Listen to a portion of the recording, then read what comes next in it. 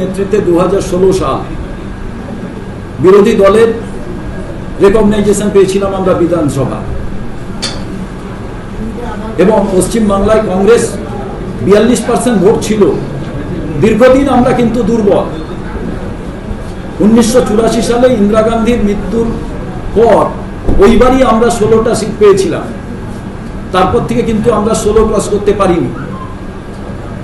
অতএব যারা সভাপতি হয়েছেন, আর আজকে আমি সভাপতি হয়েছি, আগের সভাপতি খুব খারাপ ছিলেন, এই রকম নয়।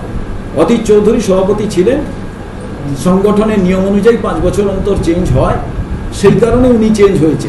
উনি আমার দলের নেতা আছেন। এর আগে প্রদীপবাবু ছিলেন, প্রদীপবাবু দলের নেতা আছেন। যে কোনো জায়গায় চলতে গেলে, ওই একটু আগে আমি বলেছিলাম যে কোনো কোনো জায়গায় কিছু কিছু ভুল ত্রুটি হতে থাকে, এটা স্বাভাবিক।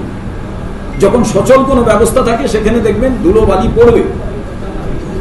দেখবেন কোনো এক জায়গায়, আপনারা তো অনেকে রান্না করেন, রান্না করলে দেখবেন রান্নাঘর থেকে আওয়াজ আসে।